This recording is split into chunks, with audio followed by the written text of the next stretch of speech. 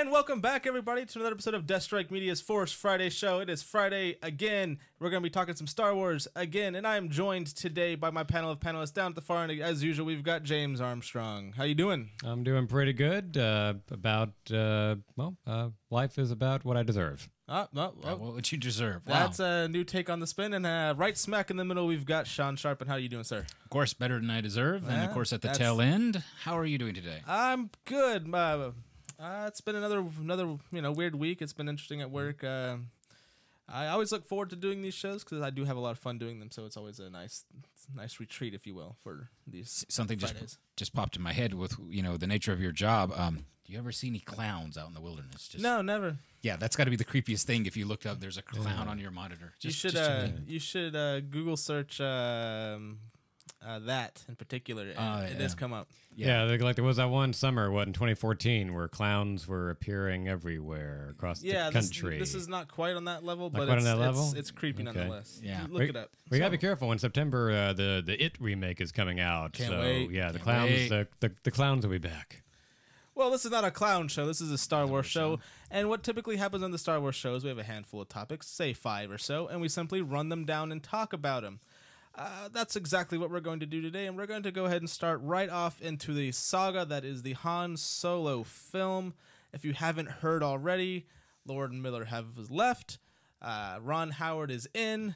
Acting coach is in. Editor's fired. Whole bunch of stuff happened. With a new report from a THR, they actually come out and say, with so many reports going around, this one seems to be the best one because THR is actually pretty reputable when it comes to Hollywood, information.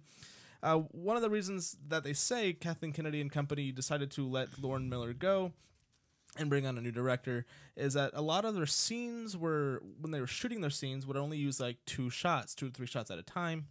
And what Lucasfilm is used to is 12 to 15 different angles on a particular shoot. That helps out editing. It helps tell the story better from different angles. Maybe this one angle didn't work. Maybe this one's better. And it wasn't helping the editors any doing that. You couldn't really put together a quick trailer for any of that because they're like, I can't use any of this stuff. It's not congruent with the rest of the shot. That's little things like that. I want to say it's a little things. That's not a little thing. That's not a little thing. And then they also reported that the editor was also let go. This was after they shot in the Canary Islands, or while they were there. I think we talked about that when they moved over there. We're like, oh, that'd be really fun to go there. I wouldn't want to be on that team there now reading this. So they let the editor go. They bring in Oscar-winning editor Pietro Scalia. I hope I'm pronouncing that one. Probably not, but that's okay. What do you guys think about all this information? Oh, not to mention, they brought in an acting coach for Alden Ehrenreich's character, which is not unusual to bring in an acting coach for movies like this, but with like 4 weeks left to shoot, it's a big red flag. I'm going to start down there with you, James. What do you make of all this, and do you see this being helped in any way by bringing on a Ron Howard? Well, I don't know. I was kind of undecided when it came to who should take over the project. I actually thought that Joe Johnston would have been a good fit for it because he cut his teeth, I think, as an assistant director on Raiders of the Lost Ark. That would make sense. And is very close to Lucasfilm, and I think Captain America: The First Avenger is one of the most underrated comic book origin stories we've had in a long time. I agree. And this is kind of a de facto origin story for Han Solo, more or less, for all intent and purposes. But all this drama, it definitely backs up Sean's point from last week that this probably was a case where they just weren't turning in dailies, or just not giving them very particular dailies, just and particular shots. not moving the film on schedule as Disney would have liked. And this news that they were only setting up 2 to 3 shots when they needed 12 to 15. This sounds more like it. This sounds like reasons why you would get fired. You can look at previous, sci-fi pictures, like this really great classic film from 1979 called Alien, where there we go again. Where at one point there was a producer on set dissatisfied with how many shots that Ridley Scott was setting up, and so that is something the studio is very keen on. They want their dailies, they want their footage. They want to know their money is well spent. Exactly. And I think you raised a good point with all this footage wasn't getting made and getting sent in. D23 is coming up, they probably would have wanted to have a sizzle reel or something to unveil for that hype. convention. Yeah, that's for hype. Yeah. that makes a Yeah. great point. I think now the focus on D23 for Lucasfilm in particular is going to be that big episode 8 push. They probably had everything lined up for the Han Solo film. They probably had a lot of press already done, pamphlets, posters, stuff like Right. that pre-printed. Now not. They're Yeah, probably it's- not going to use it. It's also the fact that, what we mentioned last week, so few people seem to be pushing for Han Solo from Yeah. the fandom world. That they're kinda Nobody like, was asking for it. yeah, it's like, and now you're hearing reports back from the Canary Islands that this is, I'm thinking this is somewhere between Survivor and the Isle of Dr. Moreau now, about everything shifting and the awkwardness and that must be trying to transition the power and vision of it. I mean, it's kind of very striking to me, the fact that Lucas is used to over a dozen style of shots, and then to slim it down to 3, that's not good. That's like, and I hate to say it, this is like college level. Well, maybe that's how Lord Miller. Look, you can look at 21-22 Jump Street. Maybe that those shots maybe didn't require a lot of extra angles because it was a comedy.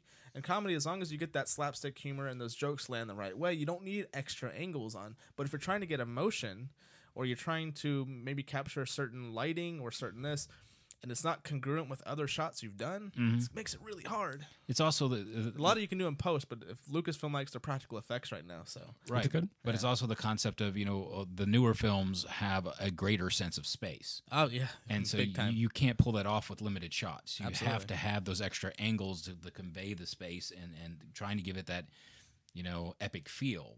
Space is big, y'all. It's big. It's incredibly big, bigger than your backyard. Not much, mind you, but big. But yeah, getting back into it, I do think that these are big red flags. These are telling times that they were having over there, and I think we're gonna probably get more that's gonna come out. I really want this film to succeed. Last week I wasn't so worried, saying we're bringing in Ron Howard. Right. That's fine. I'm all for that. It happens every once in a while in Hollywood. Someone else comes in and finishes out a movie for whatever reason.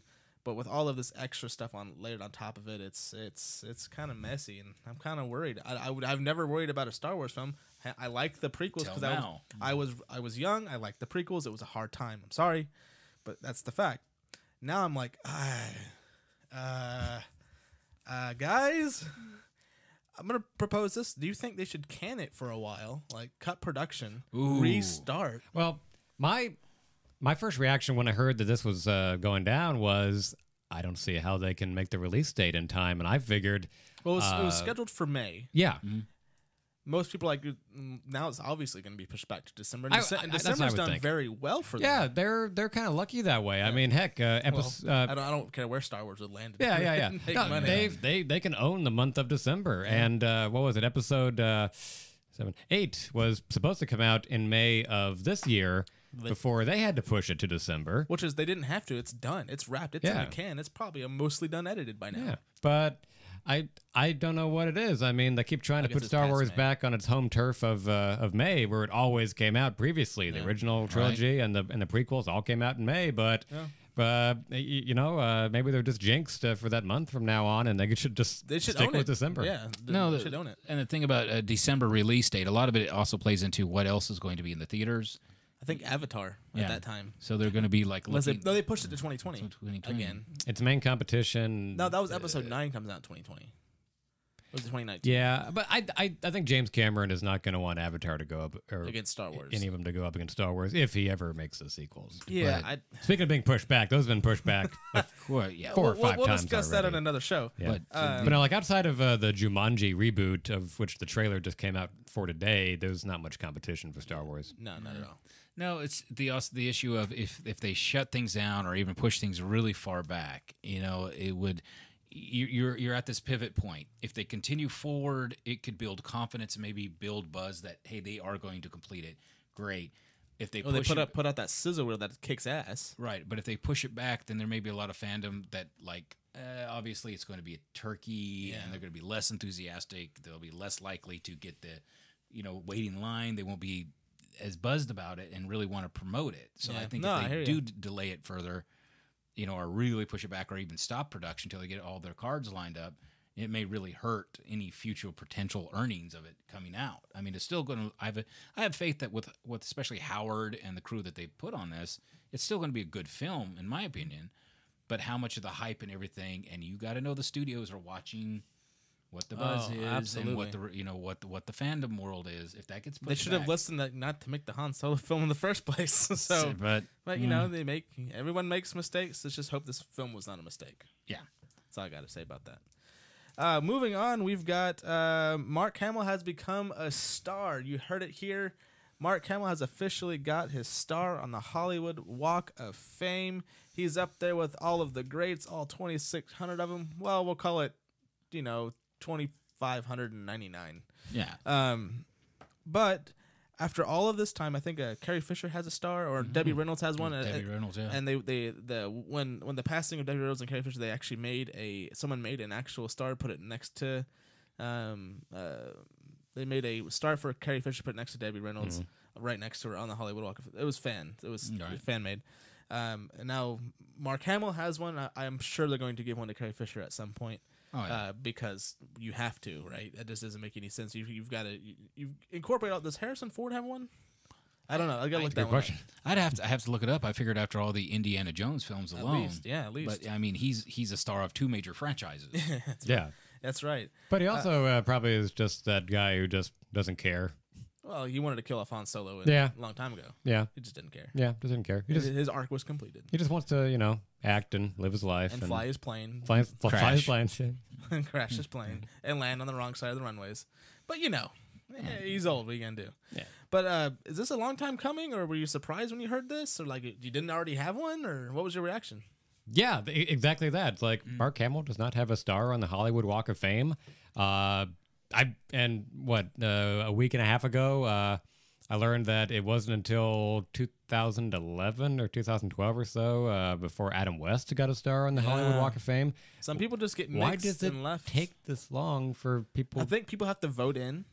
That? And Mark Hamill was basically absent from the film world for so long. Like, he did a lot of, obviously we know him from Joker, right? Yeah. But he didn't really star anything major and epic until when he reintroduced himself into Star Wars, doing back with Luke Skywalker. And I was like, oh my God, I forgot about Mark Hamill. And everyone's on who probably voted for these things was like, ooh, we should probably correct this. Yeah. And it'll probably have Carrie We Fisher dropped coming the up. ball on that one. Yeah. So anyway, your reaction about seeing that maybe he did or didn't have one? Actually, I was really shocked. The thing is, the cultural phenomenon of the original 3. I would be, I'm really shocked that they didn't have it in the 90s, right now. But it could also be, as you observed, that with his absence from the major or regular movie world, and quite frankly, any voice work on a computer game is looked down upon. Any voice work. Voice work and animation. mocap. Yeah. So anything like that is looked down upon. It's maybe a little bit of artistic snobbery. Yeah, maybe. But voice acting isn't real acting. You tell that to the voice actors, sir. But he also had some questionable movies in the 90s through foreign studios. I don't know. I really like Jane Silent Bob Strike Back. Oh, yeah. He played The Adventures of Blunt Man and Chronic. Come on! I was referring to the Guyver, but we won't go there. Either way. That's why there's a shock mount. That's what it's... No, I think everybody would be shocked. I forgot about Guyver. Yeah, the fact that he didn't have one. Yeah, that's what he put on his Twitter. He actually put out hashtag speeches. I hate using hashtag. It's a pound sign. It will always be a pound sign. It's a pound sign. Live in the now, man. Yeah, exactly. Yeah, radio dial phones. Yes. Right. Yeah, they're coming back. They are. They're going to have handheld ones like self. No, they're not. Anyway, yeah, no, I was like, when I saw that tweet and I saw that article, I was like, it didn't have...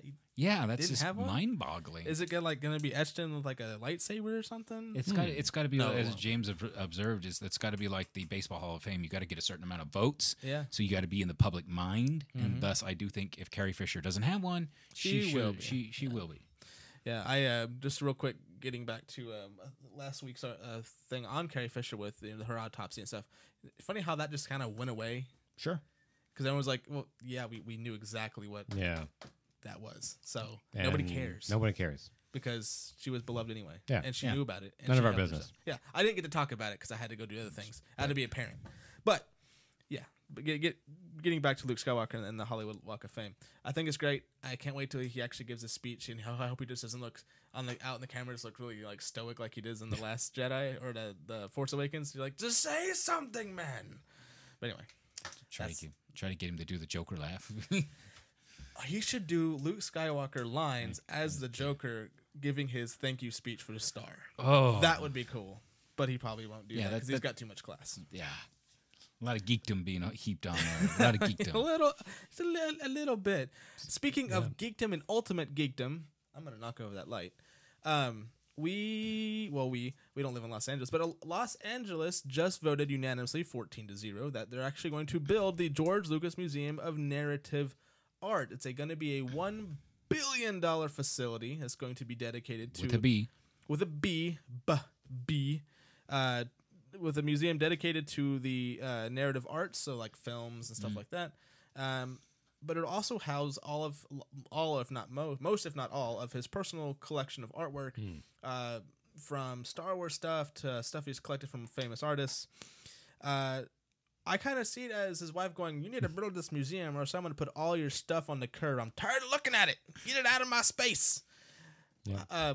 If you go to Los Angeles after they build this, will you go check it out? Oh, absolutely. I mean, George Lucas is quite the collector. Yeah. And I think you're right. I think at some point his wife might have been like, "Look, George, we either got to put this stuff on display or we got to have a big garage sale."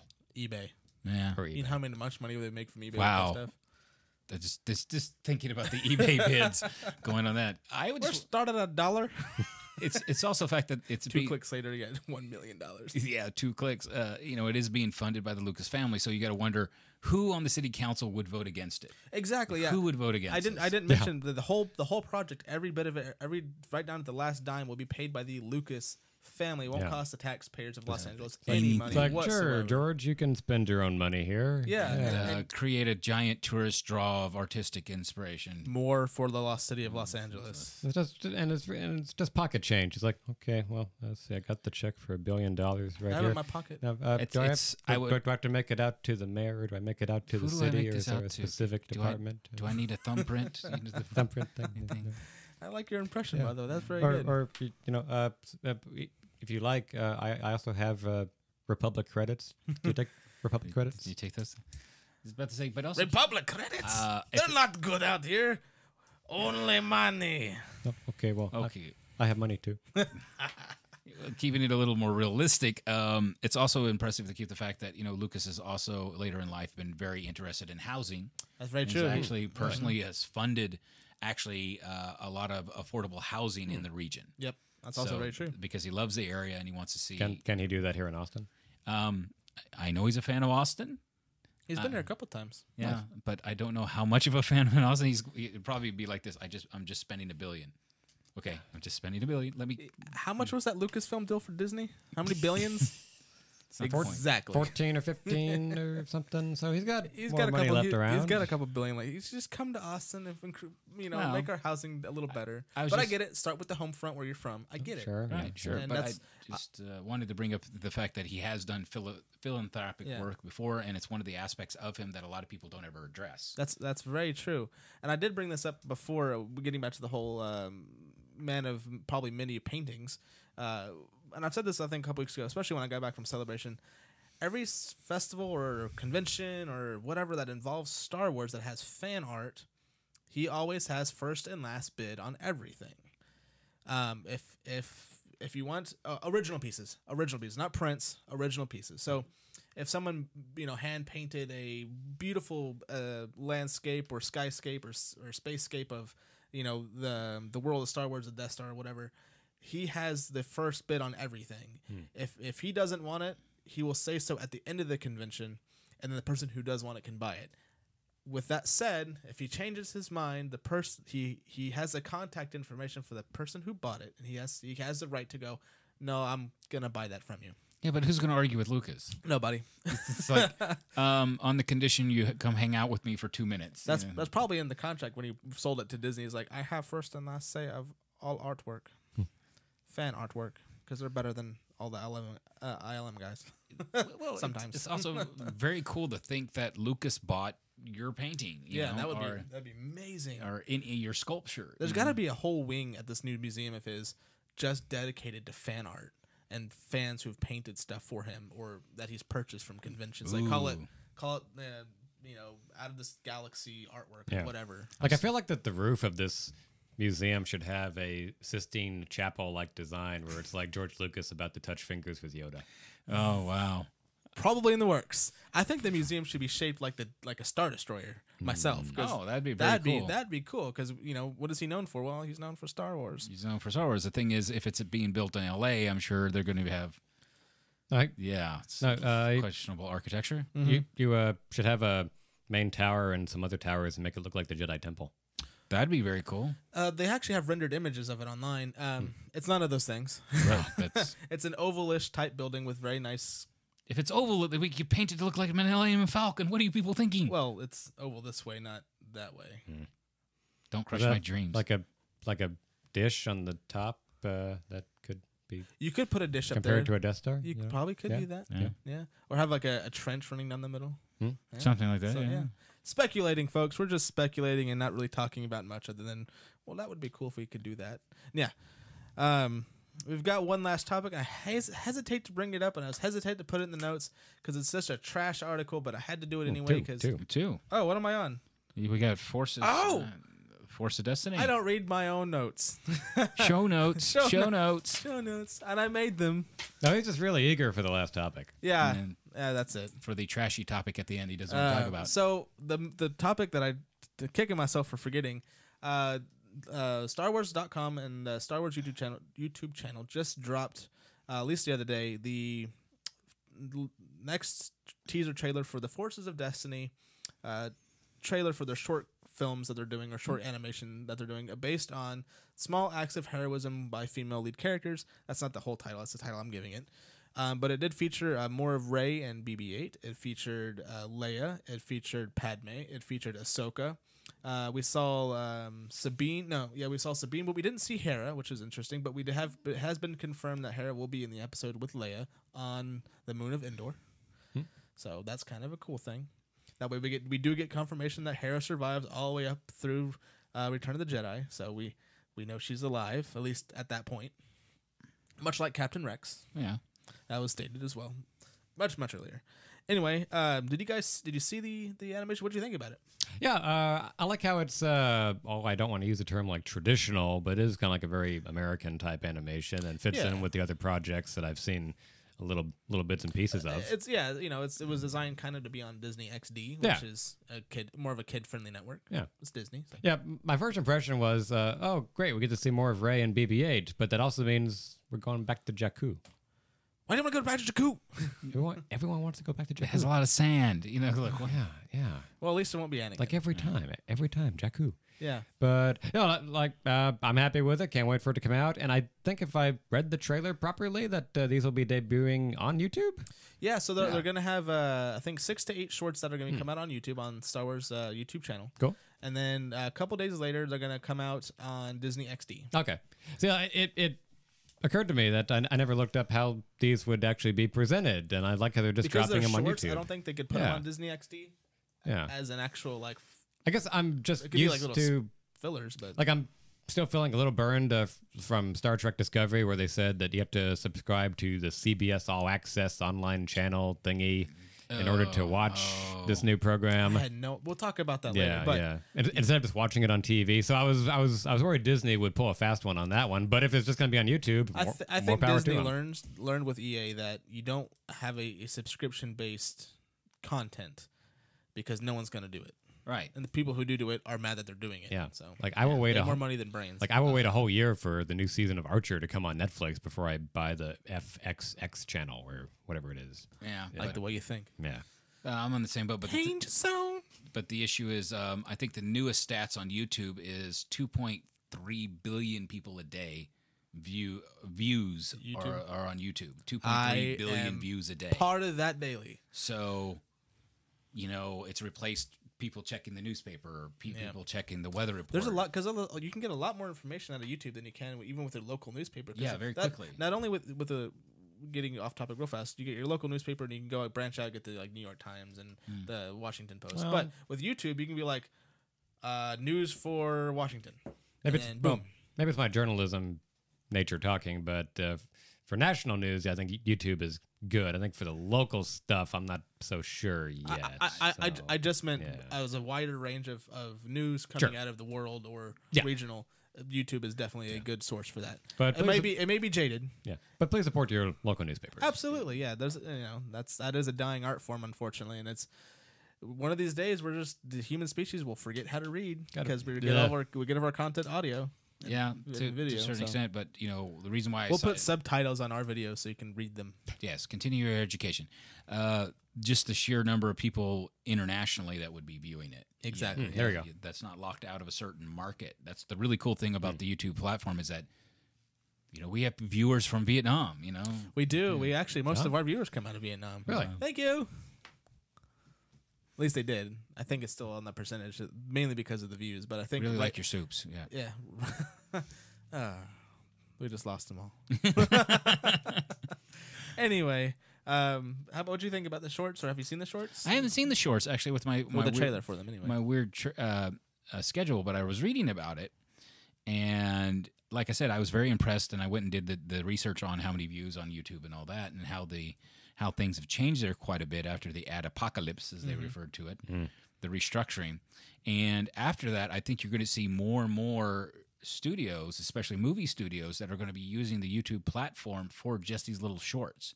If anything, they'll be embedded in the films and outside the films to help promote. Kind of like think of watching a Monty Python skit that has a secondary skit relating back to it. That's going to all be this feedback loop. And that's a lot of things in the plans. Such as a major corporation that you wouldn't think of using that media form is using YouTube to promote like hotels, like doing let you know there's hotels in some exotic location, but you don't know it's a hotel commercial, right? Because they shoot it as a movie. It's very cinematic. It's a cinematic, commercial. You're like, what is it? Oh, dang it! I watched the whole thing. Yeah, I got suckered in. Now I gotta remember what it looks like so I can ignore it next time. Yeah. Now it's stuck in my head. Thanks, guys. Thanks. But this is something I think a lot of the it's also very inexpensive. It's low risk. Yeah, low risk. Two things that businesses like: low risk and very inexpensive to promote something they're very passionate about. And I adding to that, I also think it's a nice kind of, I guess, I won't call it treat or sample of what's to come with the next movie. Like, hey, here's a little morsel. Don't forget, we also have a new movie coming out. But here's something. Enjoy. Yeah, toying with you, toying with my emotions. Exactly. See, that's what I think. Because we're in this little bit of a patch between movies because we had Rogue One, and now we have to wait until Yep, 1 year. You have to wait 1 year for the next Star Wars one, which is great. But I'm glad that they're doing these little things, even if they didn't have a full animated series. Like, I know these are little shorts, and they're only going to be shorts. But it's nice to have that little extra. Like, oh, I get to watch something that's canon that I don't know about yet. I like that. Yeah, but that's how I see it. To get the build up for like, oh yeah, there's that movie coming out, or having a new audience who has never seen any of the other ones going, who is they have the kid version of YouTube. I know my kid watches that. Maybe they'll come up on that and be like, oh, what is this? That's Star Wars. Oh, and then they go research it further. Like, oh, there's more movies out there. Okay. Bring in more fans, younger fans, which is what Star Wars is all about. And if you want to know how this animated short concludes, be sure you look up the comic book too, or this, that, and the other. Exactly. I'm sure they'll do something like that. Well, I don't think they'll do something like that. I think it'll be all self-contained, or they might link it back to a comic or two. Red Arm, maybe. They did that. Yeah, it's stupid. You didn't recognize me because of my red arm. Shut up, 3PO. We know it was you because only you sound like Anthony Daniels, or it's the other way around. Anyway. Yeah. But yeah, no, I can't wait to watch these things. They look amazing. On that same topic, I know last week I did report that Ashley Eckstein and Matt Lancer were together doing more audio work. It was confirmed it was for these shorts. It was not for a new project. No secret project? No secret project. It's been confirmed it was for the Force of Destiny. I only threw that in here because, we left the cliffhanger for the last show, so I was like, I got to bring it up for this one. It's dead. It's done. Ashley Eckstein and Matt Lanter were just doing more voice work for Voice of Destiny, which kind of tells me that we're going to get more Ahsoka and Anakin, which is great because they have a great dynamic. Absolutely. They made Anakin more human, which I was always for, because the prequels movies didn't do him any justice. But yeah, that's all I got for that one. Now I can talk about my trashy one. Yay, trashy one. I only brought this up, like I said, because, well, I wanted to make fun of it, and it's a non-story, but there's kind of a slow Star Wars news week if I didn't want to talk about Han Solo nonstop, which we could do all day, and I just don't want to do it. Because no sense of beating a dead horse. But because I like beating dead horses sometimes, this is slightly about Han Solo, but it's more about Bob Iger and his professionalism when he's bombarded with paparazzi. So this came out with on TMZ. TMZ had they bombard celebrities and they bombard famous people. They did this with Bob Iger, the CEO of Disney, and they asked him the tough questions, much to along the lines of, can the Han Solo be salvaged this late in the game? Is Ron Howard a Star Wars fan? And does this play to Ron Howard's strengths? And with grace and with a smile on his face, Bob Iger was like, yes, I can't tell you that. And do some other vague answers of, yes, the film will be saved. I have faith in it. He's not going to trash his own movie. There's no way he's going to do that. But that kind of raised my question that I'm going to ask is, with now TMZ jumping onto the bandwagon of what's the deal with Han Solo, how far do you think this actually will go into the mass public's conscious of going, one, they're making a Han Solo movie, and two, the Han Solo movie is in trouble and it's not Harrison Ford? Start down there with you, James. What are your thoughts?